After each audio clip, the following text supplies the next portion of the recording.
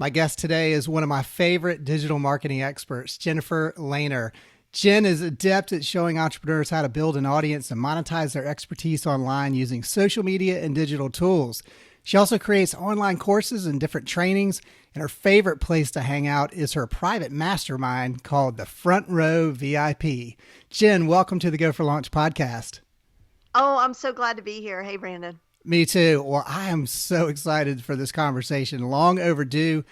We've known each other for a number of years now, so we'll talk about that. But first of all, I want to ask Jen, where are you in the world today? And can you add anything important I may have missed in your bio?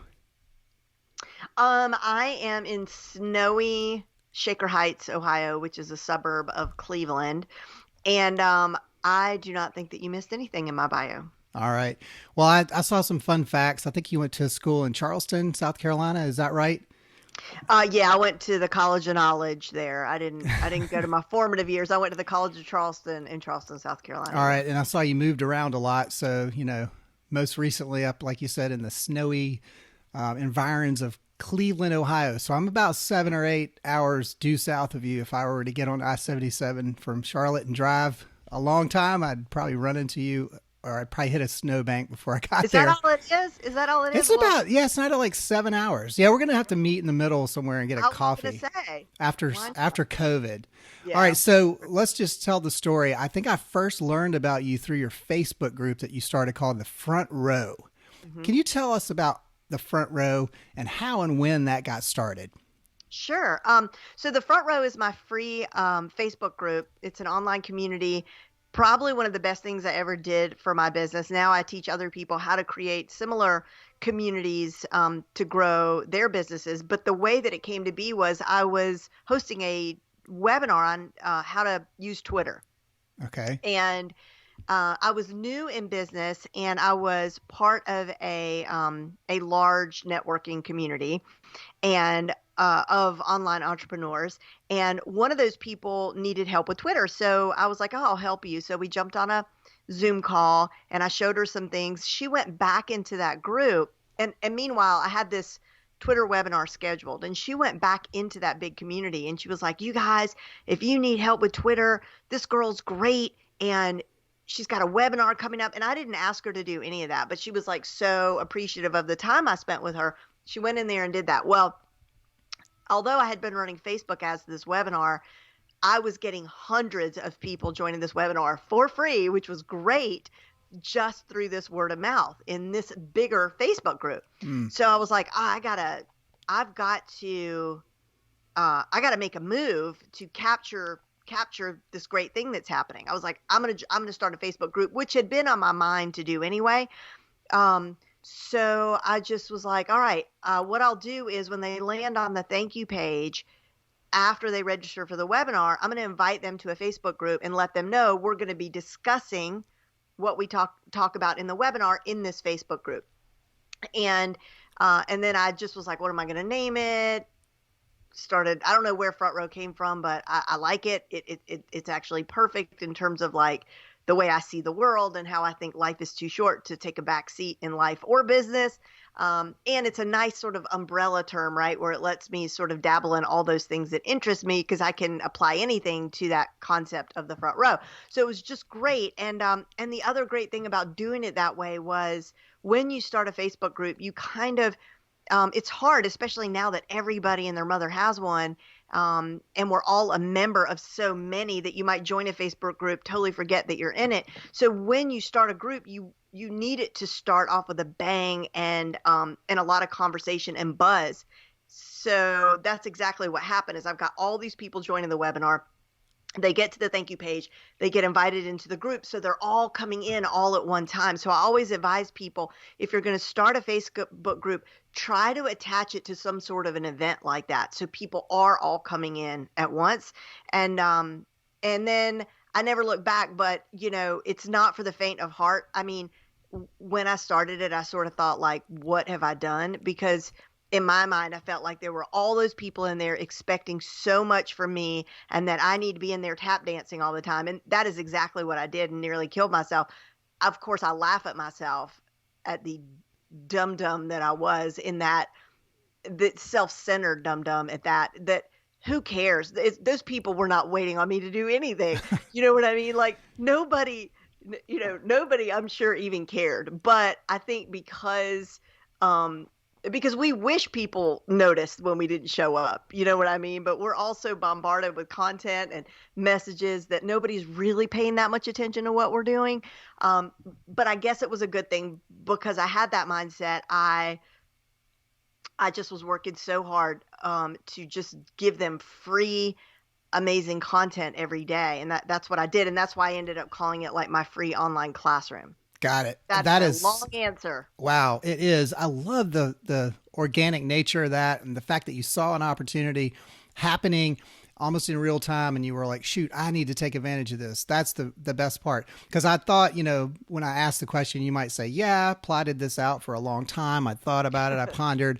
I started it. It sort of started to slowly take off, but it sounded like, boom, it really took off. And then at some point, others started talking about it because I think I remember, Jen, reading about your Facebook group in one of those roundup blog posts somewhere.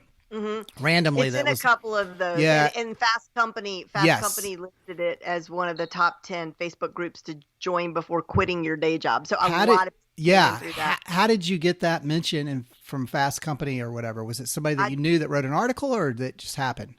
It was somebody in the group who happened to write for Fast Company. And so she liked the group and I didn't know her at all. I didn't even know she was in there. And so I just, that was a stroke of luck for sure. And then there's another blog. I can't remember what it's called. It's a super geeky blog. And it's funny because I find that people where I got a mention there, and it's like, when I say super geeky, it's like, coders and hackers and maybe dark web kind of people. Okay. And they're so not right for my group, come in, they look legit and they are legit people and they come in and then I'm like, I'm like, this is not a front row person. That's so funny. Cause even I thought when I got in there, I was like, maybe I'm not the right person for this. Cause here I'm a middle-aged white guy and I'm like, it looks like a lot of ladies in this group. There are a lot of ladies. Right. And I'm like, okay, I'm just going to jump in and be a participant and I feel welcomed into the group. And my gosh, you are the star of the show. You guys, those of you listening, so you probably already know this about Brandon, but he knows every cool tool there is on the internet and you know about them before anybody else does. So on Tuesdays, we have a day in the front row where Taco Tuesday, where people share tools and apps that create opportunities. That's the acronym. And so every Tuesday, I don't think you've missed, maybe here and there you've missed a Tuesday, but every day you so generously share with us some cool new tool. And they're always end up being like my favorite things. Oh, well, thank you. So it's a challenge for me, and thanks for saying that. But I have my own backstory. I have done an email newsletter for 6+ years, I guess, every 2 weeks, and without almost never missing a beat in that entire time. But it was originally called Cool Tech Tools, and I've morphed it over the years. Now it's called Brand On. Nice. And that's part of. I always include 3 cool tech tools, and so I do a lot of digging, and I pride myself on not sharing the same stuff like Evernote or whatever that everyone else shares. So, and it's tough, but there's a lot of different resources out there. My favorite is Product Hunt, which I know you're a fan of, but and I always think, oh, I'm going to share something. People are always going to already know this stuff. But they don't. And it's kind of like yourself. If you're sharing with somebody how to start an Alexa flash briefing, for example, most people are going to go, I don't even know what that is, Jen. What is that? And then they don't realize, oh my gosh, you mean I could start one for my business? Like it's not that hard? Oh, wow. Tell me more. So that's awesome. Well, were there any other milestones along the way that or actions that you took that spurred the growth of the Front Row Facebook group from, couple hundred people to now over 7,000 or something the last time I checked? What happens is that I wouldn't say one thing in particular. It's always my call to action. So like the Facebook group is kind of my top of the funnel for my marketing. So I always drive people into that Facebook group if I can, because it's the people in the Facebook group who end up joining my courses and buying my products and services first. And so if I'm launching something, just like I did with that webinar, I'm always going to be inviting them into the group. It's in the signature of my email. It is, and a lot of times when I'm launching a product or a course, I'm running Facebook ads to them. So that generates a lot of traffic. And then at the end of that, somewhere in there or multiple times in there, in the follow-up sequences and email and all that, I'm always mentioning my group. And it's also nice because if someone isn't ready to work with me yet, it's really nice to have that free option. So I would just say consistently repeating that call to action to invite people into the group. Okay. Well, it's, my hat is off to you, and I have such front row Jen Lehner envy all the time about how, massive your community is. And I'm just always bowing down going, you are so awesome, because I've started many different communities, most recently co-marketing space, and that just has not taken off. But however, I did make a large mistake in trying a different platform. I thought I would be clever, and I used something that was not Facebook groups at first. And I got a decent response, and people thought, oh, this is a really cool platform. This is awesome. However, they didn't really adopt it because, let's face it, most people are already on Facebook. They know it. They like it. They trust it. And to ask somebody to adopt a new, weird third-party platform is very, very difficult. So I would recommend anybody listening, don't think about that. Think about just going where the people are, which is what you did. What do you say to that? I have a lot to say to that, because that platform is outstanding, and you did an outstanding job with that. So I think what you're saying is right on, because I think if anybody was going to make it, if anything should have grown, it should have been your group, because the value that you were giving, the platform itself is beautiful. What's it called? Mighty Networks. Mighty it's Networks. A great network. It is beautiful, and the thing that has held back other similar platforms from getting the traction to pulling people off Facebook, we thought, were the notifications, but Mighty Networks covered that. Like, you did get the notifications. So but I will tell you, I'm in another group right now. It's a paid membership program, and she decided to move her Facebook group over I was never a part of that. So I've only ever known it on Mighty Networks, but I never go over there. Mm-hmm. I think it's because I got to log in. I don't know what it is, but I feel it feels very disconnected. So I think it's a shame, because it is a beautiful platform. It's got everything that you need. You can really organize your content so much better. It's fabulous. And I don't know what it is, believe me, like, I don't love Facebook. I really don't. And as the days go by, I like them less and less for a million different reasons, but ultimately everybody ends up coming back there because it's just, they've got this stronghold. And I just think we as small business owners, like, we just can't really fight that. I mean, Kajabi, I tried it once. I never canceled my Facebook group, but I added a duplicate of Front Row to try out they have communities, same thing as Mighty Networks, not as nice, not as pretty, but we were all so hopeful. Like, yeah, we can get off of Facebook, but like, you can't. You just kind of can't. So yeah, I mean, Mighty Networks has an incredible model. I wish they were able to be acquired by somebody like Facebook and work it in, because there's so much more granular control as an administrator in a Mighty Network. You can have part of it for free, part of it paid. You can roll your paid class offerings in there, paid webinars, all this type of stuff. It's great. But like, the word you mentioned was spot on, which is it's disconnected. And that's the problem. Even though it just takes a second to click on one of those notifications and go to the mobile app or go log in, you don't want to, because what? I don't remember my password or whatever. You could just go straight over to Facebook. So I bit the bullet. I moved the group over. Not everyone followed me over. So I'm having to rebuild from scratch. So that's the biggest challenge. But I'm loving a lot of the tips that you've given as far as how you drive people into your Facebook group as that top of the funnel, which is so key. So I want to ask you about the fact that you're just very savvy about so many digital marketing tools, obviously social media, but also things like video and most recently podcasting yourself. Of all these tools that you use to promote yourself and your business, Jen, which ones have been the most impactful? Um, oh my gosh, I don't know. I mean, Obviously, I the really, Facebook group is, you know, yeah, I mean, the Facebook group number one, yeah. and I would say Facebook in general. Just Facebook is so easy, and I love. So as far as video goes, like I love StreamYard has been a dream come true. Do you use StreamYard? No, I use Ecamm Live for the Mac. I mean, I love not Ecamm. Ecamm. Yeah, I guess it's Ecamm, not Ecamm Live. Yeah, I was Yeah, thinking it's Ecamm Ecamm Live. Recorder, which we're doing right now over Skype. But yeah, Ecamm Live is a great little tool just for It, Mac.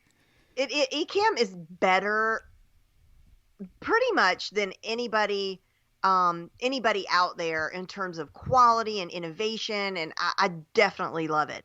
However, StreamYard, and I know that Ecamm will connect to Restream, and you can now, simulcast across all over the place. But the thing I love about StreamYard is it allows me to connect everything, and I'm waiting on LinkedIn Live.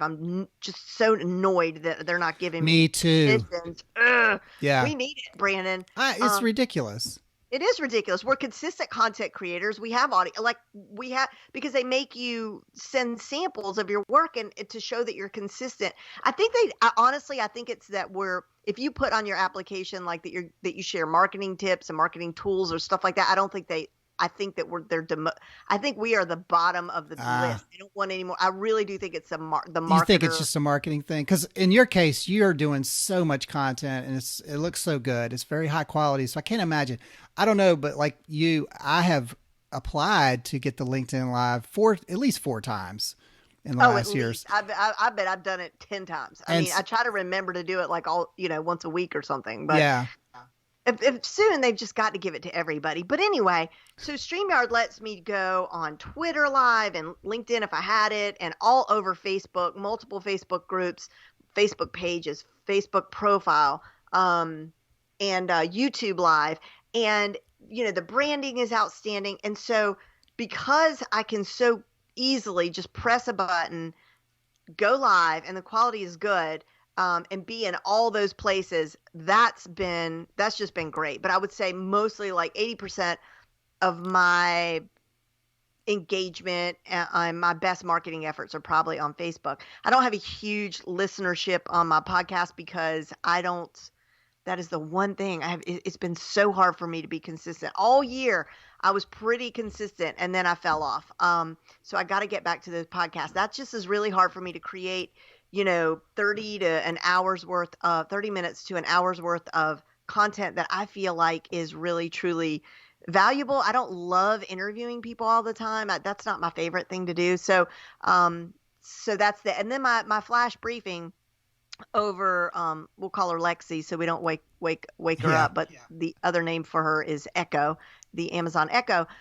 So I have a flash briefing that goes out every morning. I've never missed a day, Monday through Friday, and it actually runs through. I do a weekend episode as well, but those are easy for me to do because it's just the news of what's happening in social media, and online marketing and so forth. So it's just the news, so that I don't have to be clever. I just have to just share the updates of the news. I got to give you kudos though, because you just said you were not consistent with the podcast, but you are incredibly consistent putting that out every day.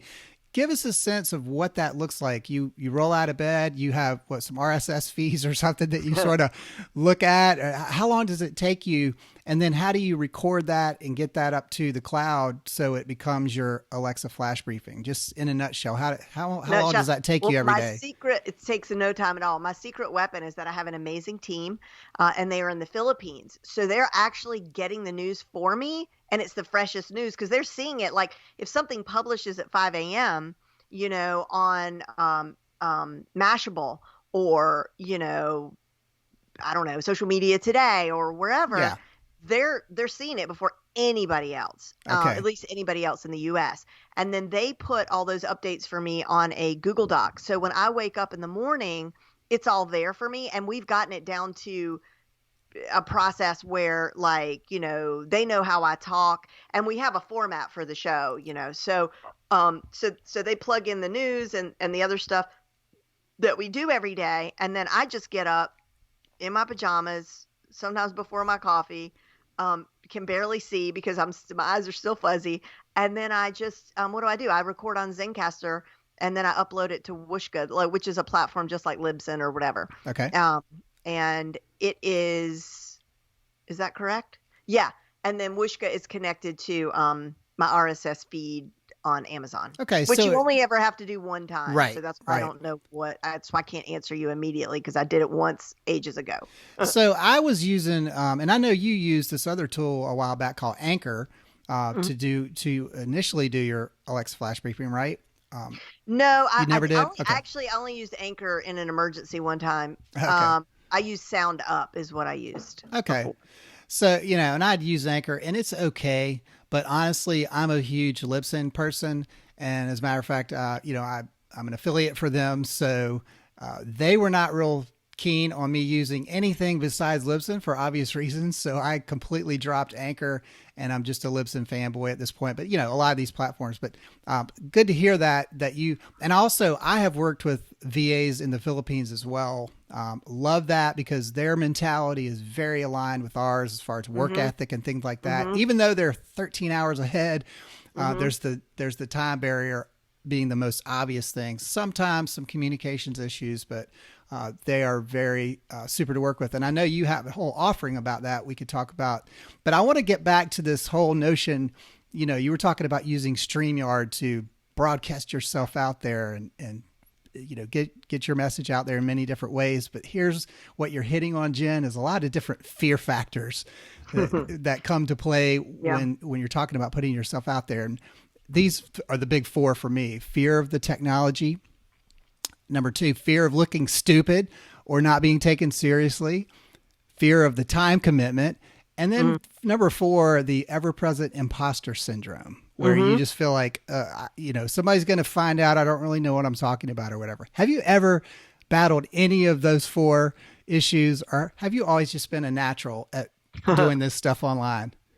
I'm still afraid every day. And so no, but I would say as I get older, I get less afraid. And what I said earlier really has helped me in that, when you truly understand that nobody cares about what you're doing, because everybody is really very concerned about themselves, and everybody is getting blasted by 1,000 different pieces of media per millisecond, right? Like, we're all being so inundated. Like, nobody is spending any time thinking that, Jen really could have used a better filter, or Jen, she said too many times, or she could have developed that thought better. Like, I don't worry. I just don't care, because I know that they don't care. I mean, obviously I want to do my best. I want to put things out into the world that I can be proud of. But really the truth is, most of the stuff that I create, I hate. I go back and look at it and I'm like, I just don't even want to look at that, the minute that I create it, 5 minutes later, but I don't care, because it's the bet. I just say, does that bring value to the world, to someone in the world? And usually the answer is, yeah, that'll help someone. And so, I'm good with it.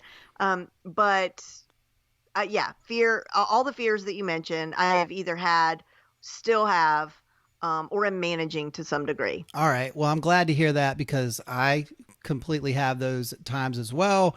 Like right before I got on this conversation, I asked my wife, literally, hey, does this outfit look okay? And she's like, are you going to be on camera? Because I don't think I'd wear. I'm like, oh my God, is it that bad? I'm like, whatever. I'm like, holy crap. So you get all paranoid and goofy about stuff, and you're like, you know what? It doesn't really care. Hey, if this shirt clashes with this vest or whatever. It's the message, and the message that you're sharing right now is very powerful. So I appreciate your, being honest about that.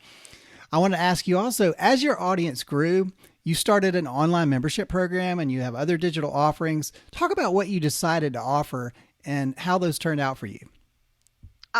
Well, so it seemed like the natural progression to offer a membership site after the free front row because that's what everybody was doing. Everybody was going after the Netflix model. Yeah. We all want the recurring revenue. And I'm saying that in a mocking way. I don't mean it to be because it really is great. I love it. But But it's what hard because it's you've got very to, hard, and it's a people paint grind. the picture. People make it look like you can just do that. I get really frustrated with the people who come out and be like, well, just do this, or even worse, like just evergreen it, like as if it's just so easy to do that. And so I did it, but the lesson that I learned there was because, and this goes back to the fears that you mentioned, because of those fears, what we often tend to do is over deliver. That goes into the imposter syndrome, right? It's like, they're going to pay me, so I am going to kill myself to show them that I'm worth it, that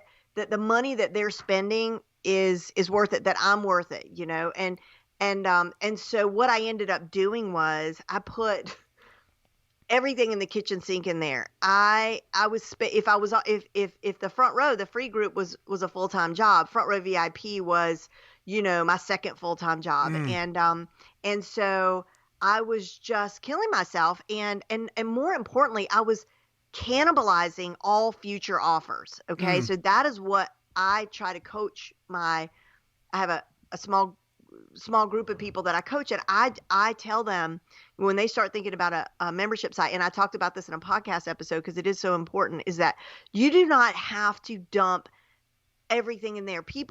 Typically your membership site is the lowest offering you have in your product suite, right? So people are charging $27, $37, $47, maybe up to $97, but typically those tend to be in our market, that tends to be the going rate. And at that price, what you're giving them is typically access to lots of your trainings that are organized. So yeah, maybe they could go to your YouTube channel, or they could go to Facebook and dig around and piecemeal this, that, and the other. But when they go into your membership site, they see it organized in a way that that makes sense, that maybe it's linear, or it's a progression of things that gets them to a certain place. In my case, it's really not. It's more like a huge content library that is organized by category rather than steps. Okay. That's what it is now. And then there's a few courses in there, and then guest experts come about once a month. But here's the most important thing that they're really paying for, that I think is that's enough value if you didn't do any of that other stuff, is that I do 2 monthly strategy calls. And what happens is people submit questions in advance that gives me an opportunity to really put some thought into them, right? Okay. Instead of just like hemming and hawing, like an ask me anything sort of Q&A. I don't think people really, I don't enjoy those myself. Right. And so they ask me in advance, and I get on there, and I go deep. And I would say the strategy that I give them is equal to what I would give in a private coaching call. So for $47 a month, if I didn't give them anything else, if people didn't get anything else other than the opportunity to come on and ask someone to give them feedback on a sales page, help them with their copy, help them figure out sort of like a general marketing plan for their upcoming launch, how to market their new published book, I think $47 is a pretty darn good, reasonable price for that, for that twice a month. But what I was doing is I had all these courses, and I was putting all my courses in there, and I was putting, but people really don't want to be overwhelmed with content. We're already overwhelmed with content. So I guess what I'm saying is, let me back up. So the conundrum was, if I'm giving them all this strategy, why would they pay more to work with me with my high-end coaching offer, which is $5,000 for 90 days, if they're getting all this coaching for me for $47? Yeah. And so I had to pull back a little bit. So those 2 strategy calls are less than what I used to do. And of course I do way more in the 90-day program, but I just remind people, because they want to, I have to pull my students back all the time, because they're like, oh, I'm going to do coaching calls, and then we're going to have co-working sessions, and then I'm going to do we're going to do a workshop and then we're going to do, and I'm like, wait a minute, how much are they paying you? Oh, $37. So you're going to need, if you want to make $250,000 this year and all you have is your membership site, you're going to need 7,000 members, Oh my gosh. Yeah. And you'll, 7,000 members who yeah. stay, And right? you'll Like, die because, 10% of those will be such a pain in the rear or more, constantly asking for more and bugging you all day long on top of you having to feel like you got to constantly produce, like you were saying. So that's all great advice about pulling some of that back, not feeling like you just have to put it all in there. The other thing I've learned, as you probably have, Jen, is I have a course, Linked Improved, about how to improve your LinkedIn presence. And most of the people that buy that, they don't go through it. And that's typical of most people, most of us, yes. including myself and probably you. You buy these courses and you never go through the whole course, right? It's just human nature. You're all excited about it when you get it, and then you get distracted. And then if you do log in, you go, oh, maybe the first 3 days you're doing the couple of first modules, and then you just lose interest. You don't go back to it. You go, it's always there. I'll go back. But you never do. And I could just watch the students go in there and do the first couple of modules and leave. And I'm like, so unless I'm prompting them to, hey, you didn't ever finish this. If you really want to be serious about this, you can hire me. I'll do it for you. Or we can go to that next level. Like you said, the VIP level. It's going to cost you more, but and some people do that because they realize, I'm not going to do this on my own. Right. And the other thing that sort of speaks to that is that I think is far more is a much smarter thing to do with your membership site is make sure right off the bat to create community, because people come to you for your content, but they will stay for the community. So I have 50% of my members are charter members. So they've been there since the beginning, but that's because they like me fine, but they really love each other. Yeah. And then that turned into like live retreats because they want to see each other in person. And so that's a smart way, because once you get members in your membership site, you want them to stay. You want them to be members for a long time, as long as possible. And so rather than hitting them over the head with, tons of content, you don't really have to work that hard. If you create a community where an opportunity there for them to network, to be together, to work together, and it's more highly leveraged on your end as the membership director.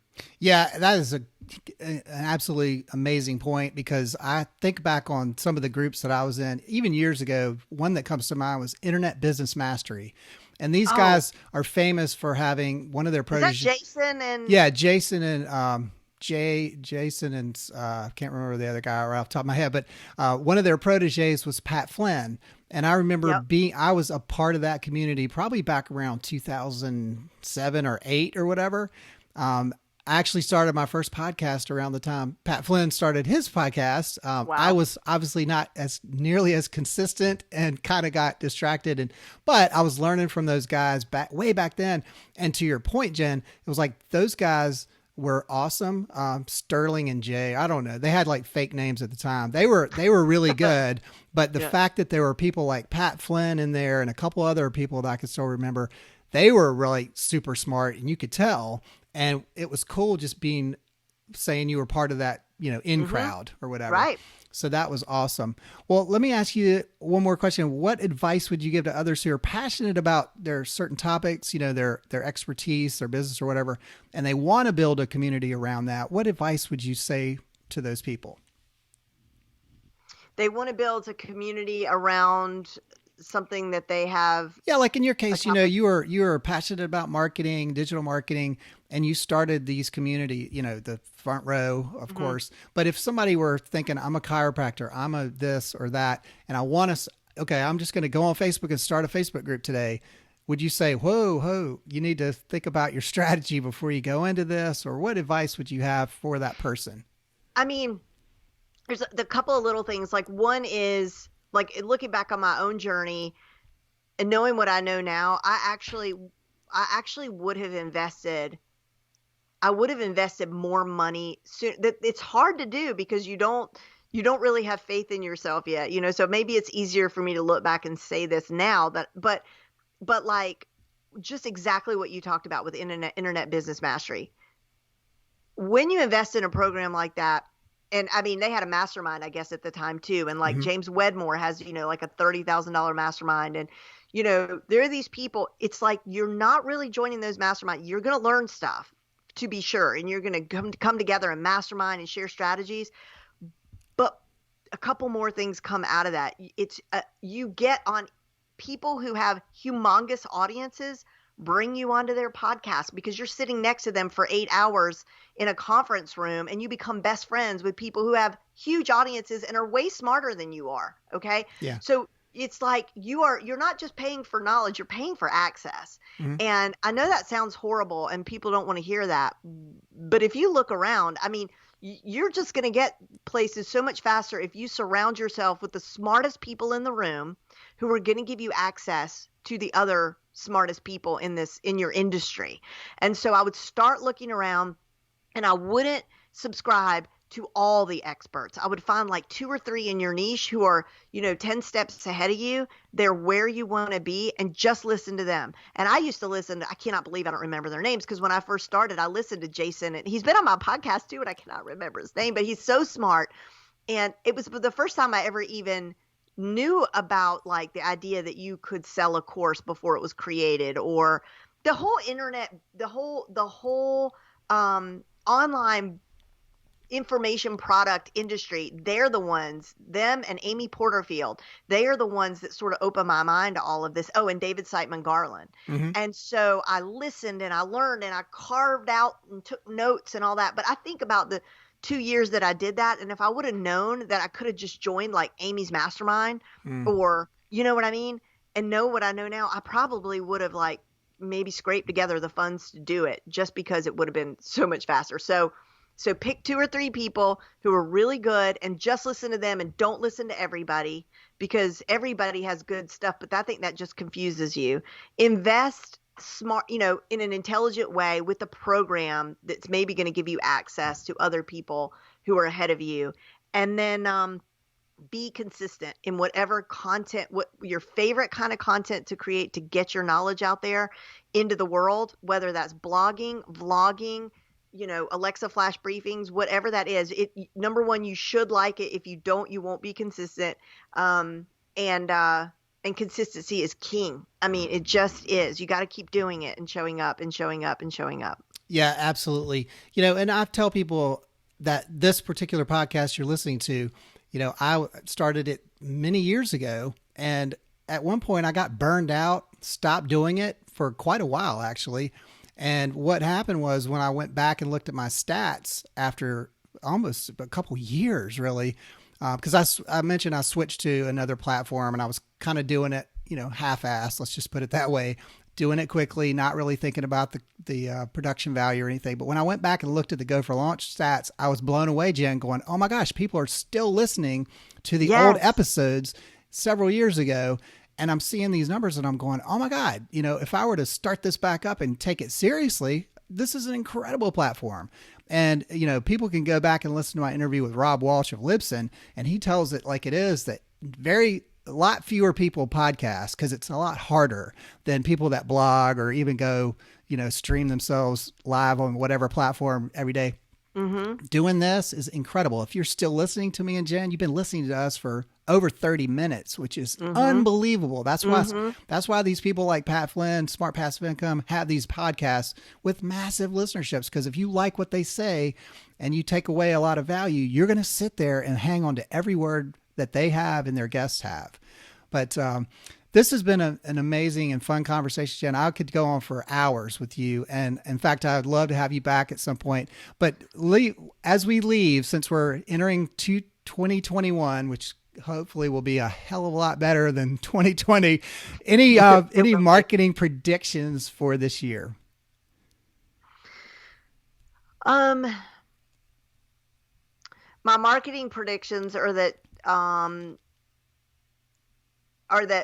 Facebook advertising is about to tank. And that's not, I'm cheating, because I read the news this morning, and which basically says that this new iOS update with Apple is really going to severely affect Facebook ads. So I think that's coming down the pike. And I think that experiences will trump not to use any loaded Yeah. words. I'm not wanting to use Let's that find word. something else, please. Okay, what is it? Experiences Experiences will will. be more important Thank you. than anything else. So I think like if you can uh, experienceify, well, we'll create a word here. If you can experienceify your marketing, um, you, I think that that's going to go a long way. Meaning, I think people, if you're going to create an online course, I don't think it's enough to just create the course. Yeah. I think there needs to be an experience that goes with it. So that, and that could translate to marketing as well. Live streams, engagement with people, I think it's just what people are craving. And that's about all I can think of. Not All really right. revolutionary. Well, I agree with you that, cookie based advertising is dwindling because, Mm-hmm. browsers and others like, companies like Apple are starting to kind of kibosh that stuff. So I think it Mm-hmm. is going to be more incumbent on people, especially to grab email addresses at whatever cost, get those email, because email marketing still number one in my book. As Mm-hmm. long as you have a solid list, you can get to people's inbox. If they give you their permission, you can get to them, right? You don't have to rely on them having cookies on their machines so you can track them with ads all over the place or whatever. You're right. And what about text messaging? I think, messenger marketing, like with ManyChat, has kind of gone in the toilet just because of all of Facebook's rules and regulations. Although we are still using our bot marketing, but I think that we just started using mobile marketing with what are we using? Are you ClickSend. okay? Because one of the platforms that's hounding me is called Community. That is a beautiful platform, and I see people like Russell Brunson of ClickFunnels using that, and that is a straight SMS platform. To me, though, I think you have to have a decent size audience. It's not theirs is not super cheap, but there's others that are cheap. But Mm-hmm. I think you're right. If you can get the permission, it's almost like a level above email marketing. If you Mm-hmm. give somebody permission to text you or you receive text, that's really, really good. And obviously, a lot of service providers get that because if you're dropping your dog off at the groomers, you want to know when it's done. Or if Right. your dentist reminds you when your appointment is and stuff like that. But for a lot of us who are just, service based providers doing marketing or whatever, our customers aren't necessarily waking up every day eager to get text messages from us That's true. That's a unless good they're point. Yeah. of super value, like you said, if you're part of that community or whatever. So, well, Jen, this has been a pleasure. Where can people learn more about you and your business? Probably the best place to go is just jenlehner.com. And my name is spelled Lehner. So it's JenLehner.com. Or they could join my free classroom, which is frontrowclassroom.com. Outstanding. Well, thanks again, and best wishes to you for a very prosperous and healthy 2021. Thanks, Brandon. You too.